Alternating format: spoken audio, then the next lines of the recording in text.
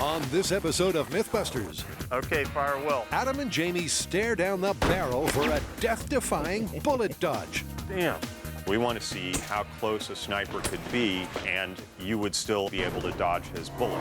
Provided you can see the muzzle flash, Oh, I saw that. I totally saw that. can you ever dive to survive? Jamie might be able to dodge a bullet, but can he dance like this? Oh, yeah! Then Buster is used and abused Anybody feel sorry for Buster? No. as Carrie, Grant, and Tori investigate the vertigo-inducing myth Belly pop and go! that if you fall from a great height, Dropping Buster on his face repeatedly just doesn't get old. water has the same impact as pavement.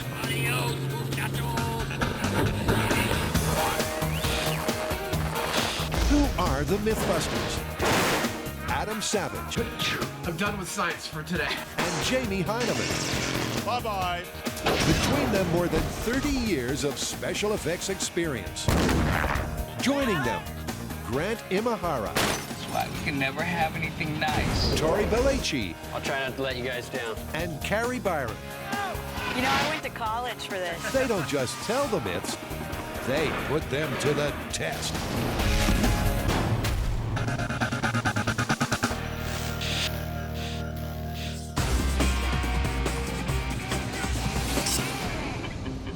All right, this week, as voted by the fans, we are tackling the myth that it is possible to dodge a bullet. What do you mean? You can't move faster than a bullet. It is not about moving faster than a bullet. The theory behind this myth is the idea that there is a theoretical distance at which you could both see a bullet being fired and yet have enough time to get out of the way of the bullet that's been fired at you before it gets to you and hits you. Well, the shooter would have to be some distance away, like, say, a sniper. Exactly. It's no myth that dodging a bullet at close range is never going to happen. But when you increase the distance from shooter to target, you increase the travel time for the bullet. So assuming a sniper is far enough away and you see him take the shot, can you really dive to survive? Here's what I'm thinking. This story is all about time. Yeah. So the first thing I think we want to determine is how much time a bullet spends in the air between the rifle and the target from a bunch of different distances. Makes sense to me. Let's get shooting. All right. And to find out just that, Adam and Jamie need a super-sized gun range, like this handy abandoned airfield. It's true that in the course of doing MythBusters, Jamie and I have done our fair bit of shooting, and we're not bad shots. Oh, Jamie! Now we're talking. But for this story, we need real precision, real expertise, and that's why we brought in one of the finest marksmen in the country. Don't believe me? Check this out. In a modern interpretation of William Tell, the tiny, tasty target is 300 yards away.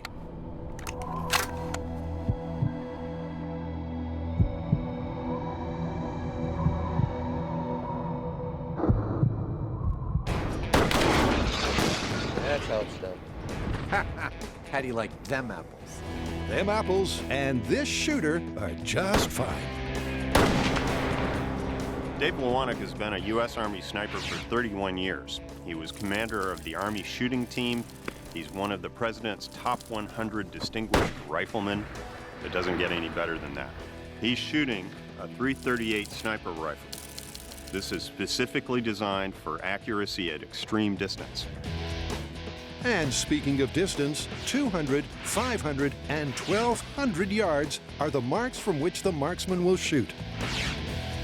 The purpose of this test is to shoot the rifle at a fixed distance and record how much time it takes for the bullet to hit the target.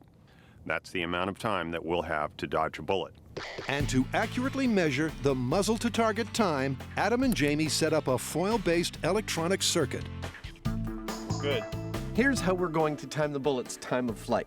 The instant the bullet leaves the gun, it will cross through this piece of paper with a piece of foil on each side. When it breaks that piece of paper, the foil will connect, creating an electronic switch connection, which will send a signal through this wire to this here timer and tell it to start timing. That timer will keep timing the whole time the bullet flies through the air.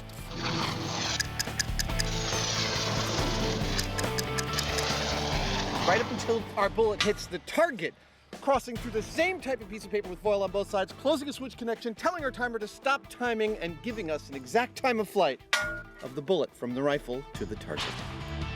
The first distance we'll be sending a bullet to our target is 200 yards, 600 feet, 2 entire football fields, end to end, 6 M5s. So with Deadeye Dave in position, All right. Time of flight, 200 yards. his spotter Kevin all lined up, Bias right ever so slight. and the trusty foil timing system ready to record the flight time of each round, Oh, right edge, Dave. Right edge.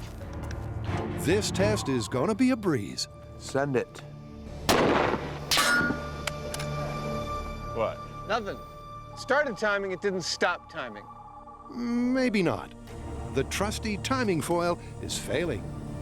Basically, we've got an infarction somewhere in the circuit. The timing's just not working. We can't tell if it's at the gun or it's at the target, but in order to get timings, we have to suss this out. Next up, is the physics of a fall onto water really the same as pavement? Okay, so we've got a good one. In this episode, we're testing that water is as hard as pavement. Yeah, I've heard this one. The idea is that if you fall from a height tall enough and you get up enough speed, when you hit that water, it behaves just like pavement. Wake up, Buster. He's got some falling to do. It's an oft-repeated urban myth that if you fall into water from a great height, rather than a splash landing, you have a pavement-equaling crash landing. Okay, so I think we need to get Buster, rig him with some accelerometers so we know how much impact he experiences, and then drop him on pavement and drop him on water and compare the results. Sounds good to me. But bad for Buster. Real bad. All right, so we're about to drop Buster from a crane. Now, if you're anything like me, you are expecting a total horror show. So how do we hear these stories of people falling and they're just fine? Well, if they happen to fall on dirt, they have a longer distance of deceleration than if they fell on pavement. The key here is the rate of change of velocity. Here, you have a moderate change, and here, a really high change on something like pavement. On pavement, the deceleration is instantaneous because it has no give. It's incompressible. And that's where the myth comes from, because under the right circumstances, water is also incompressible. This myth is about water behaving like pavement. Now, you may be thinking, that's crazy. I mean, water is soft and pavement is hard. How can they be the same? Well, under certain conditions, they can be. Let me demonstrate. In this syringe, I have air. In this syringe, I have water with some food coloring in it. Air is compressible.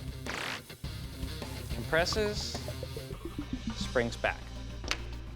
Water is incompressible. I try and push it in, and it doesn't compress. And that's what's gonna happen when your body falls out of the sky and hits the surface of the water. It doesn't give, just like pavement. So to find out whether or not water is in fact as hard as pavement, we are going to be dropping Buster from heights wearing one of these. This is an accelerometer. It is an electromechanical device used to measure acceleration forces. Now these forces are commonly known as gravitational forces or G-forces.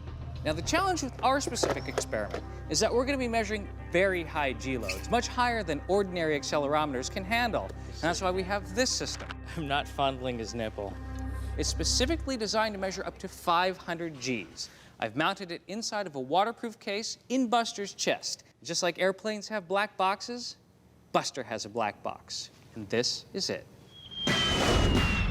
All rigged up and ready to roll, the team hits the perfect location for a spot of Buster bouncing. Here we are at the South San Francisco Water Treatment Center, and this is the perfect location for us to test this myth. It's always exciting when the crane shows up. We have pavement and we have water. Once we get our crane set, we won't even have to move it. Bullseye. You know, Buster has been very, very quiet today. I have a feeling he might know what we're up to. In the team sight is a series of consistent comparative drop tests onto water and pavement at ever-increasing heights. Okay, so the way Buster falls and lands will affect our results. So we've rigged a system so that he should fall the same way every single time. All right, 25 feet, that's good. And first up is the feet first fall. How's that for alliteration? It was perfectly poetic, Byron. But Buster, suspended 25 feet above the pavement, doesn't really care. In 3, 2, 1. Ow! With a long day ahead, the dummy took that one in his stride. But what do the numbers tell us? Got a peak G load of 60 Gs. Well, that seems about right. I mean, he has his legs to break his fall. So we just dropped Buster from 25 feet onto the pavement feet first, and he pulled 60 Gs. Now what we're gonna do is hook him back up to the crane, swing him over to the water, drop him again from 25 feet first, and see how many Gs he pulls. All right, that looks good. Now, I know water is technically incompressible, but compared to the pavement, I think we're gonna see a lower G load because his feet are gonna dip in, the water's gonna give, and he's gonna be decelerated over a longer time period. In 3, 2, 1. Oh, that didn't look so bad. That's definitely not the same as pavement. And the numbers bear that out. Okay, so I got no trigger, which means that that fall was less than 25 Gs. It won't trigger anything below that. And remember, in this same situation over pavement, it was 60 Gs. But the myth states that water equals pavement from a great height. And at greater heights, Buster will be falling at greater speeds. Perhaps hitting the water faster means the liquid won't displace and will behave just like an incompressible solid. Buster, my friend, things are looking up. 75 feet up. That's a long way to fall. Anybody feel sorry for Buster? No. Just checking. All right, here we go. 75-foot fall, feet first, into water in 3, 2, 1.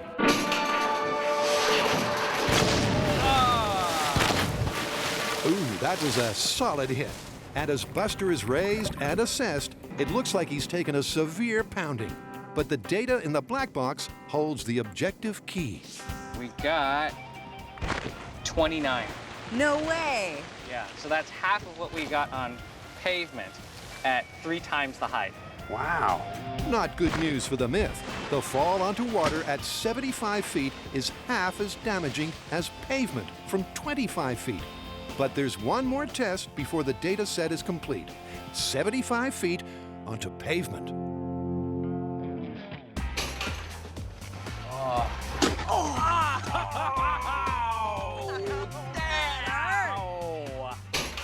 Watching Buster fall 75 feet onto the pavement was painful. I mean, his body twisted in ways that a human body never should.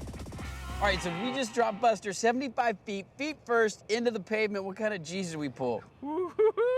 We absolutely maxed out our accelerometer.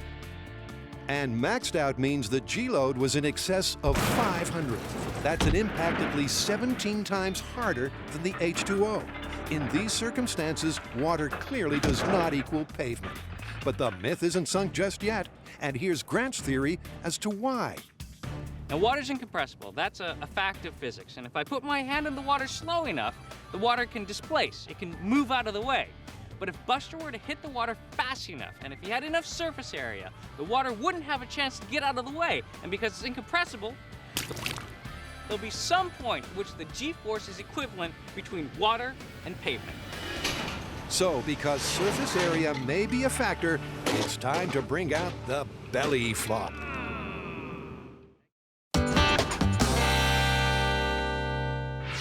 Adam and Jamie are testing the myth that you can literally dodge a bullet, provided the shooter is far enough away.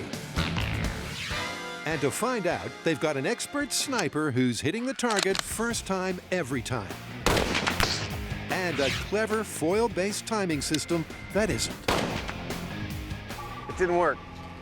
It didn't stop it. It's not working. It has to work. But despite the foil's initial failings, Adam and Jamie tweak, tinker, and persevere until the mysterious gremlins in the system are ironed out. 200 yards, time of flight. Fire at will.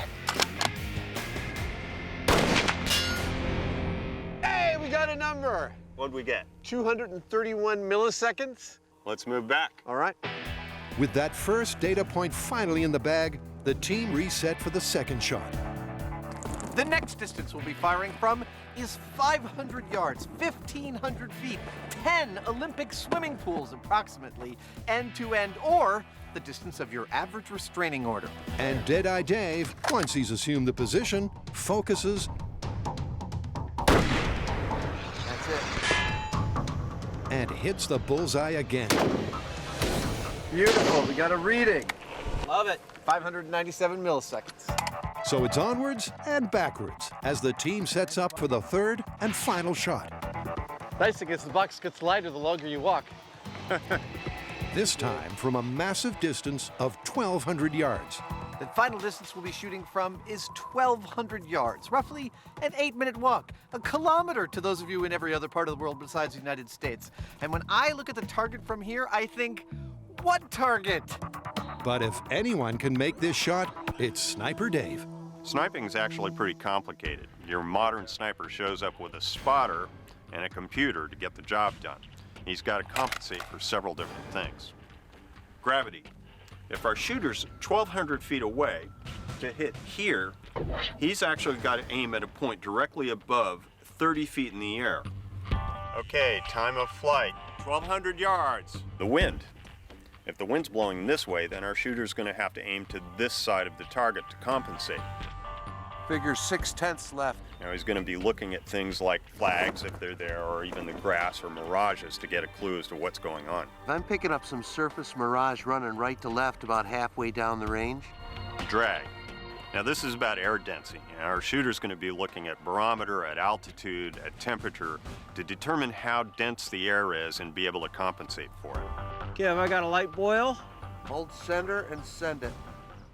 Now, all these things are a lot for a sniper to keep in mind when he's taking a shot. It's quite a feat when you think about it. Never in doubt, Dave threads the eye of the proverbial needle, and just as important, Beautiful. We got a reading, 1.791 seconds to target. Excellent. All right, let's draw a graph. Now that we've got our numbers, it's time to plot them on a graph. Let's start with the x-axis, 12 increments of 100 yards each. The y-axis, going up and down, that's time from 0 to 2 seconds in quarter-second increments. Then we draw a grid and plot out our bullet times. The first bullet from 200 yards took 231 milliseconds to reach its target. The second bullet from 500 yards took 597 milliseconds. The third bullet from 1,200 yards took 1,790 milliseconds to reach its target. We then draw a line between these 3 points and see, oh, it's perfectly straight. That means we can take any distance and plot the amount of time it would take the bullet to get there. Or, conversely, we could choose a time and figure out how far away you'd have to shoot for the bullet to take that length of time. Isn't graphing lovely? the day started badly. But thanks to Dave and his spotter, they've got the numbers they need to kickstart this myth. Well, we got our figures. We now know how long it'll take the bullet to reach its target from any distance we choose. Well, now we need to know how quickly we can jump out of the way, huh? Human reaction tests it is. Let's do it. I can't believe he can hit that target from here. Hit the target? I can't even see it.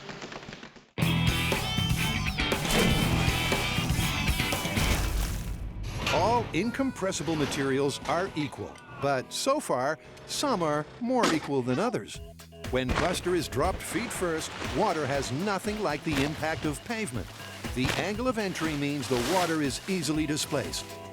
Yeah, so that's half of what we got on pavement at 3 times the height. But what if that was changed to a belly flop? Time to hog time. Will the additional surface area save this scientific saga from sinking? So in case you're wondering, and I'm pretty sure you are, dropping Buster on his face repeatedly just doesn't get old. All right, this is Buster's belly flop into pavement from 25 feet. In 3, 2, 1. Oh! That looked painful, and without his legs breaking his fall, the G-load was much higher than the feet first test. So we just dropped Buster chest first on the pavement. We got 286 Gs.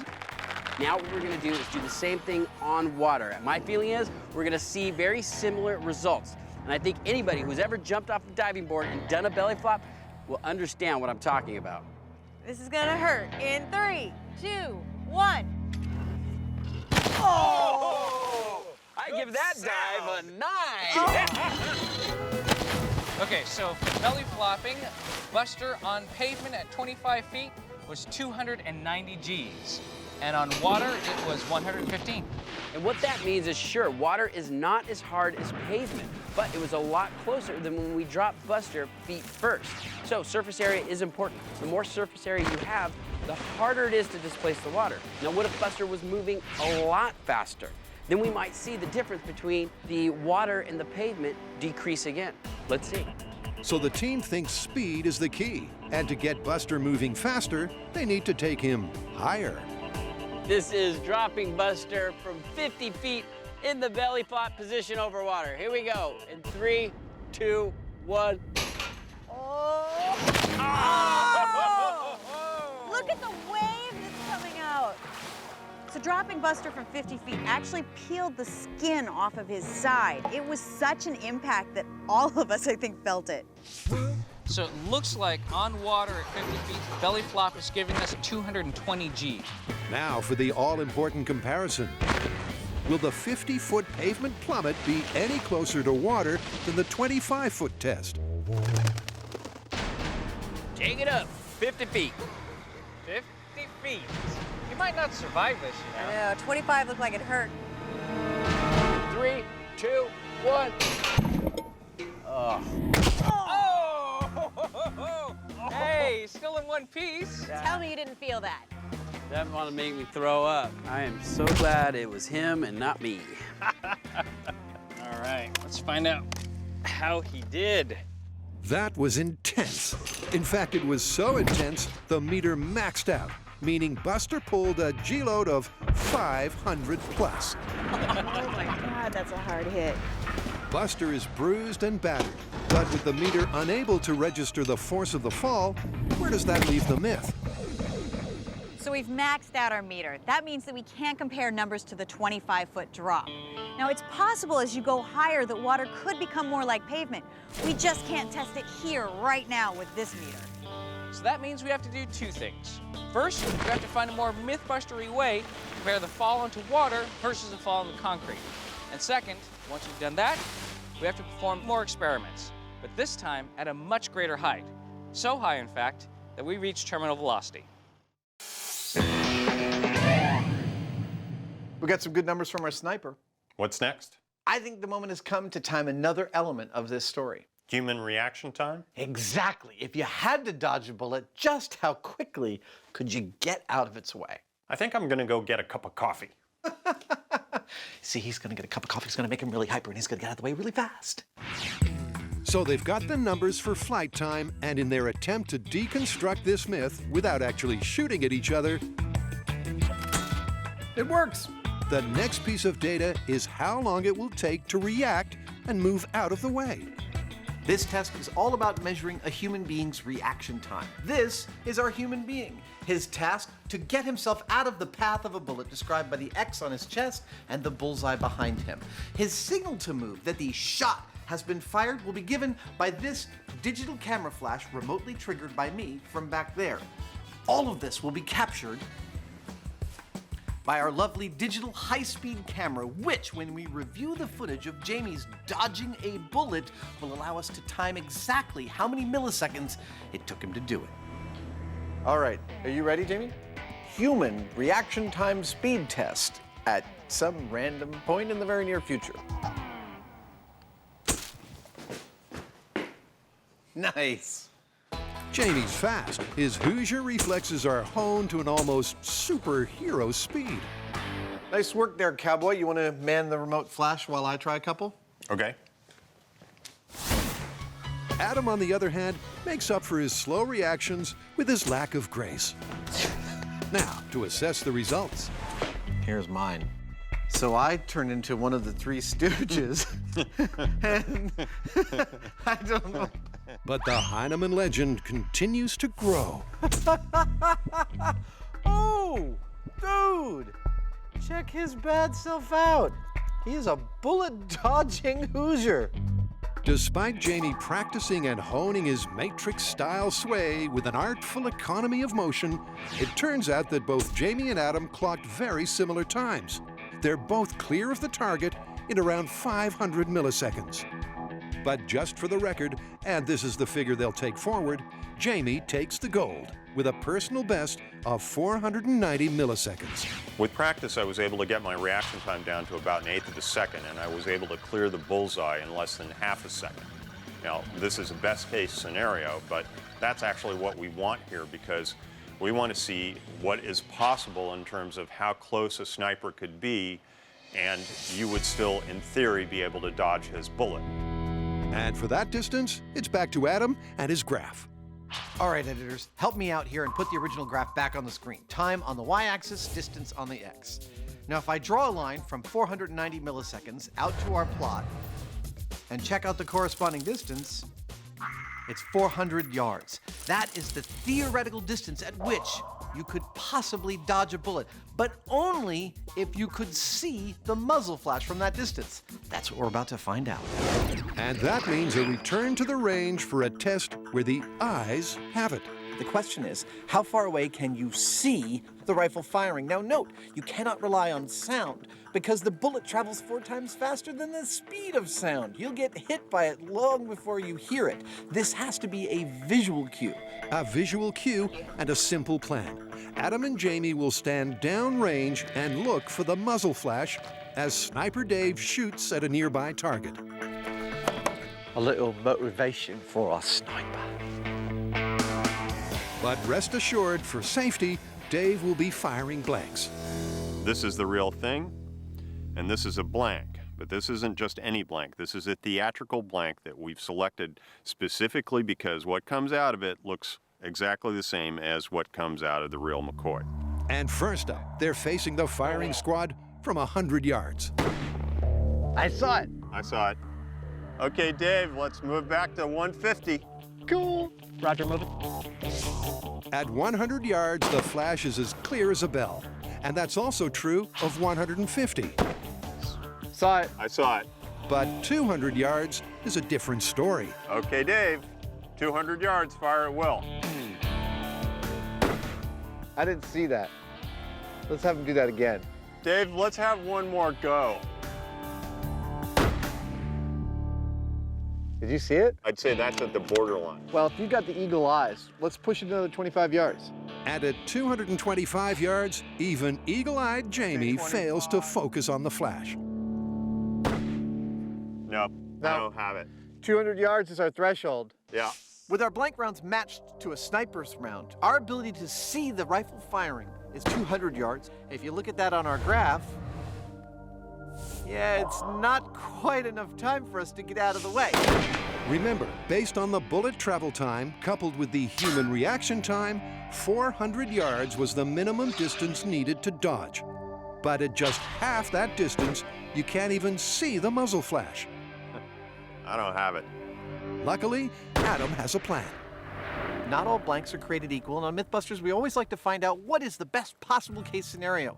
In Hollywood, for instance, a blank for that rifle includes a lot more fire coming out of the tip because that's more visual for the movies. So that's what we're going to do. We're going to start from this distance with a full Hollywood flaming blank and see how far we can see that rifle firing with one of these. In other words, for the time being at least, it's out with reality and in with Hollywood. And the difference is like night and day. Okay, Dave, 225, fire at will. Oh, I saw that. I totally saw that. Let's go to 400. Okay. The Hollywood round is the gift that keeps on giving because it's visible at 400, 800, I totally saw I that. did. I saw it. and even 1,200 yards. I saw that. Totally saw it. Wait. And I heard it. That's plenty of time to get out of the way. Adam's right. Dodging the Hollywood round sounds like child's play, but the real-world round is altogether more challenging.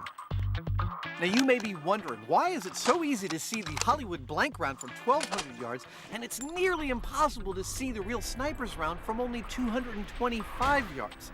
That's because this round has been specially designed to be as invisible as possible. Think about it. The very definition of a sniper is somebody who is shooting a gun from a concealed position.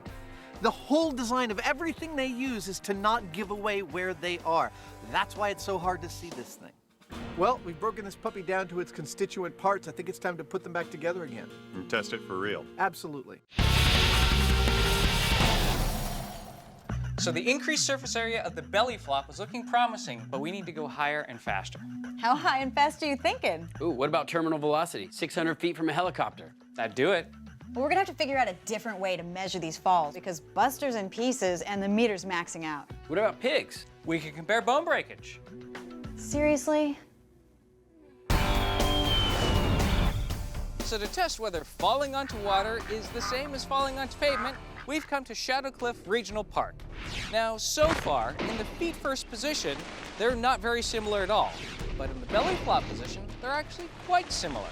The only problem is that our accelerometer, our measuring device, has maxed out at only 50 feet. Oh my God, that's a hard hit.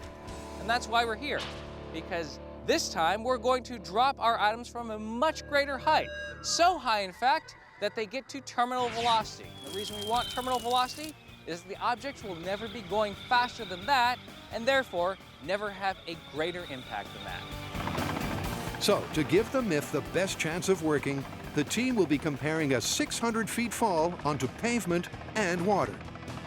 Come on, let's go! Get to the chopper! But how exactly will they compare the two? All right, so we maxed out our accelerometers, but we still need to figure out a way to measure the impact when falling on pavement and on water. So we can't use a human because obviously that's going to kill somebody. So we've decided to go with the pig.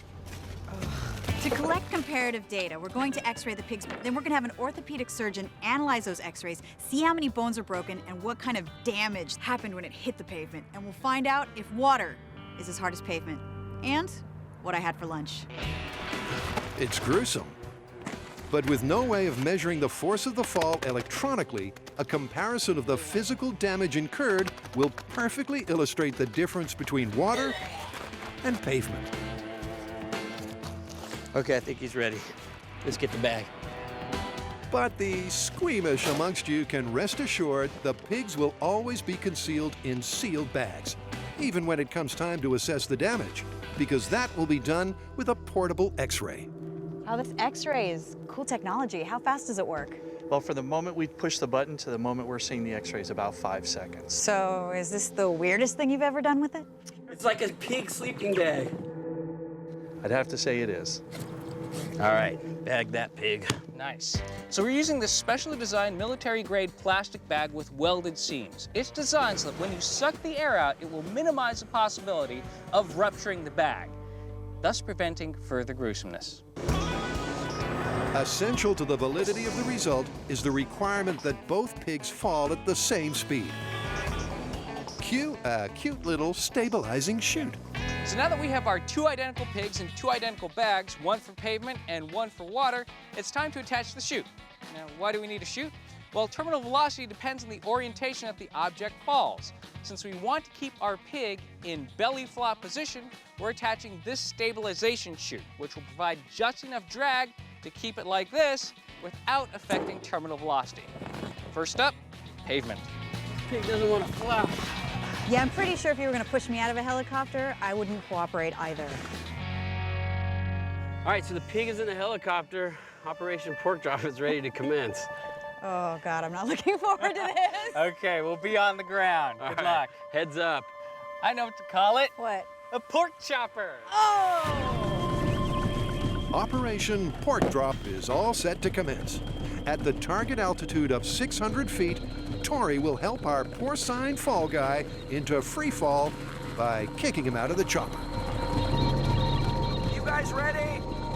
Just so you know, if that bag breaks, I'm going to vomit all over you.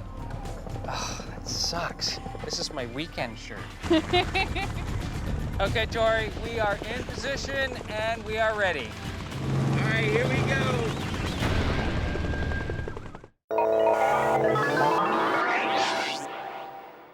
Now, on one hand, we've got our ideal number. Based on our human reaction time tests and our bullet flight time tests, we know that the minimum theoretical distance you could dodge a bullet from is 400 yards. Okay. On the other hand, we've got our maximum distance you can actually see the sniper's rifle being fired, which is only 200 yards away. So at our theoretical minimum, you never see the cue to jump out of the way. Yeah, it's not looking good for the myth. But we still got to try it. Absolutely. I mean, who knows, at 200 yards staring down the barrel of a sniper's rifle, perhaps your adrenaline kicks in and you become super fast. It's worth a shot. But you do realize we can't actually shoot each other with real bullets. Aha, I've got a plan for that. Check it out. Here is our sniper, and here is our target. The sniper fires a blank round, and when he pulls his trigger, he clicks a switch. That switch sets a timer timing for the precise length of time that bullet would fly through the air. Yeah. At the exact millisecond it's supposed to hit the target, the timer signals a paintball gun to fire a paintball at you. It's an ouch, but it's not deadly. So from 200 yards, the flight time we're looking at is 231 milliseconds. Exactly. With death off the menu, the guys run away to the runway, where Jamie starts setting up with the gun. And 200 yards downrange, Adam gets to work on the target. There it is. X marks the spot. Then comes the complicated bit. Timers, wires, Nice. paintball guns, Isn't that cool? and remote triggers. Beauty. Now, since we can't use real bullets for this test, but we've gathered the information that tells us the exact bullet flight time for any distance we choose, Perfect. we are going to imitate the bullet's flight electronically. Here's how. When this gun fires a blank, a wire I've mounted on the trigger is going to close a circuit. Which starts this timer timing. It will count down for the precise length of time the bullet should be flying through the air, and at the instant it is supposed to hit its target, it will tell this paintball gun to fire a round directly into Jamie's chest. Now, will he be able to get out in time? I think I might. No, not yet. That's what we're about to find out. But first, there's the obligatory costume change. Jamie into something that will clearly show the paintball, and Adam into something of his own choosing. Where is that guy? Adam! Adam! Here I am. Are you done screwing around? Let's Yeah. get to work. Okay. Jamie might be able to dodge a bullet, but can he dance like this?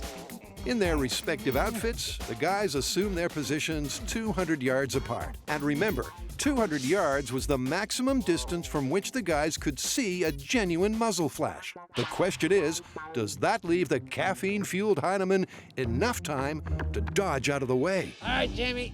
This one's from 200 yards. You ready? Okay, fire will. All right. Jamie, poised to dodge, waits for Adam to fire the muzzle flash blank that will in turn trigger the paintball gun the required 230 milliseconds later. But when that will be, only Adam knows. Did I get you? Got me. Give me a second. Although Jamie clearly saw the muzzle flash, he had barely moved before the time was up and the paintball was fired into his chest.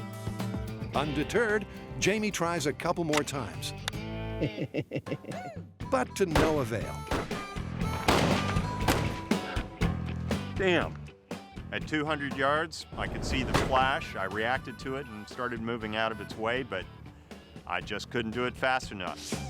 Given that their quickest human reaction result was 490 milliseconds, trying to dodge a 200-yard round in 230 milliseconds was always looking like a superhuman feat. This myth is looking totally busted, but we've come too far to give up.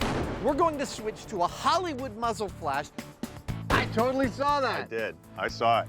Push the gun back to 400 yards, which gives us 500 milliseconds to get out of the way and see if it's theoretically possible to dodge a bullet. The distance I'll be shooting at Jamie from, I love that sentence, is 400 yards. This is the minimum amount of time Jamie and his quick reflexes need to get out of the way in time. To give him the best chance, I'll be using a full flash Hollywood blank, which is far brighter than the actual sniper round. I'm set and ready. Okay, fire will. Copy that. You got me. It's not the start Jamie wanted, but he's not going to give up without a fight. Okay, Adam, fire will. Up, you got me again. A very long fight. With each shot, Jamie is making progress as he hones his technique. That was close. But he never quite hones it enough. So, can Adam do any better? You want to try? You bet I do. Adam, poised like a panther, gives Jamie the signal and then gets shot in the chest. Again, and again, and again. Well, that was interesting. At 400 yards, we've got 500 milliseconds to react and get out of the way, which ought to be enough time, but there's a difference between the shop test and the real world test. In the shop, we had this super bright flash right in our face. In the real world, we've got a tiny dot 1,200 feet away. It's a lot harder to see. So now, we're gonna move that dot to 500 yards, give Jamie even more time to react, and see if he can deliver the goods. It really is now or never. There we go. With 500 yards and 600 milliseconds to react to the Hollywood blank, it's time to step up or get the hell out of Dodge. It's time to call into play those cat-like Hoosier reflexes. Fire well.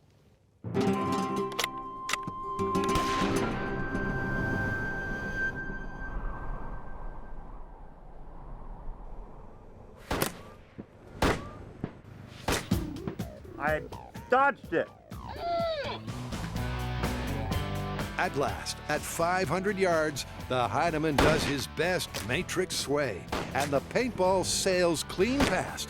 But given the status of the myth, he's not that impressed. This test showed that I would have been able to dodge a bullet. But here's the thing, we were using Hollywood blanks, and if we were using real bullets, I wouldn't have been able to see a thing, and I would have been dead. Jamie's right. You may be able to dodge an unrealistically bright Hollywood round, but in the real world, well, there's only one conclusion. So what's the verdict? The verdict is it's busted. There is no way you can dodge a sniper's bullet. Everything about all their equipment, including their bullets, is designed for concealment. There's just no way you could see one fire from far enough away to give you a remote chance of dodging that thing. It's busted. I agree. It's busted. Let's go.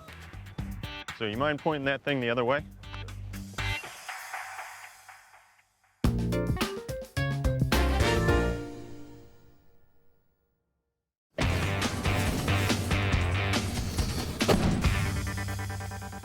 To find out if water is as hard as pavement, Carrie, Grant, and Tori have commenced Operation Pork Drop.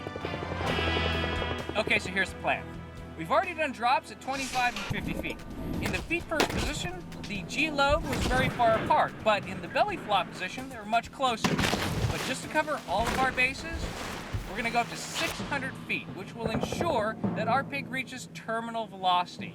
So he's gonna get in the helicopter. When he gets to 600 feet, he's gonna kick the pig out of the door, and then we scoop it up and count the broken bones. Okay, so we're at our target altitude of 600 feet. We're hovering directly above the landing zone. Are you guys ready? Okay, we're ready.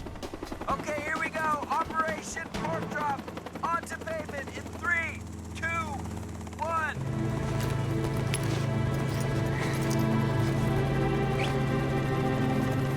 Pig is flying. Well, he's more falling.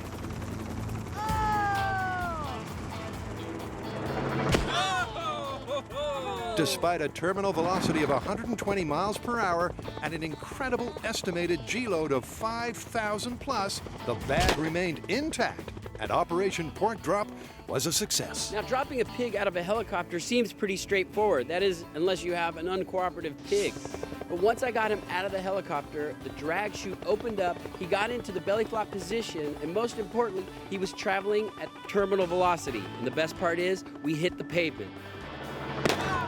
This was a perfect test. Oh, dude, that was crazy. Did you hear that splash? Yeah, and we got a belly flop.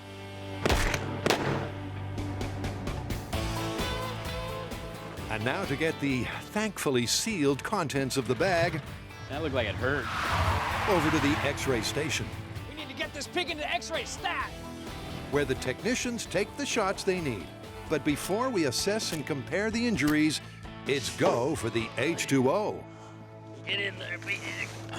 Okay, for this water test, we're going to use a pig of the same weight. We're going to go to the same height with the helicopter and drop it to get the same terminal velocity. God, it's never easy loading a pig into a helicopter. We're going to smack down on the water in a belly flop position and find out if water is as hard as pavement. It's Operation Pork Drop Phase 2. Porcalypse now. So we are set. We have our pig in the helicopter. We're going to take it up to 600 feet, push it out of the helicopter onto water. Now, so far, we have not seen water behave like pavement, but we have never dropped anything from this height. We might see a similarity here, but we won't know for sure until we pull the pig out of the water, do an x-ray, and compare the two pigs. We're all set, you guys ready? Okay, Tori, we are good to go. Pork drop number 2 onto water at terminal velocity.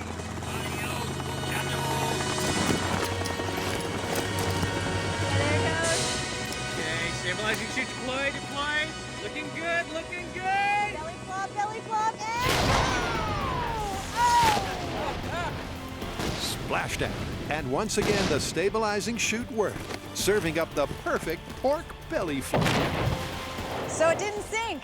Now to bring home the bacon and put this myth to bed. We thought the pig was gonna sink, so we got a special rescue crew to go out and dive to get him. How's the passenger? But he's actually floating on the water. Personally, I don't think they're gonna bring in a pig that's quite as damaged as that pavement drop. So it looked like a really hard hit. But there's only one way to tell for sure, and that's a professional medical assessment of the x-rays with orthopedic surgeon Dr. Halbrecht. So did he make it? How did our pig do on pavement? Well, the pig on the pavement did really disastrously. 17 fractures. Wow. Here's a femur fracture dislocation of the spine, and to top it all off, a decapitation. Oh! You got a dislocated head. So when we dropped the pig on the concrete, it made us sound like a giant popping balloon.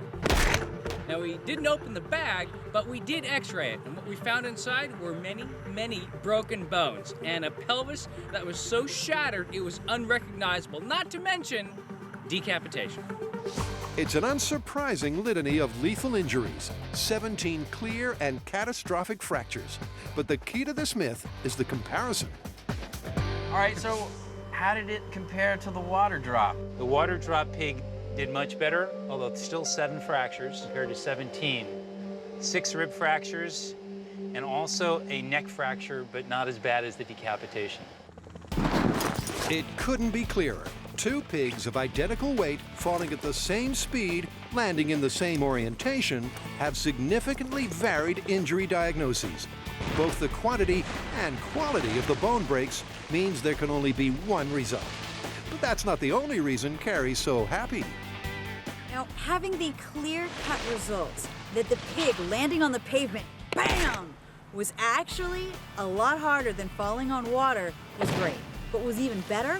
Those bags didn't bust open, and I didn't throw up. So it turns out pigs don't fly, but they do fall, and they land hard. However, as far as this myth is concerned, if you're hitting the water at any height, it's not going to be as hard as if you're hitting pavement. So this myth is busted. Myth is busted. I think we're gonna have to call this a buster. How come we don't have a helicopter to fly home after every myth?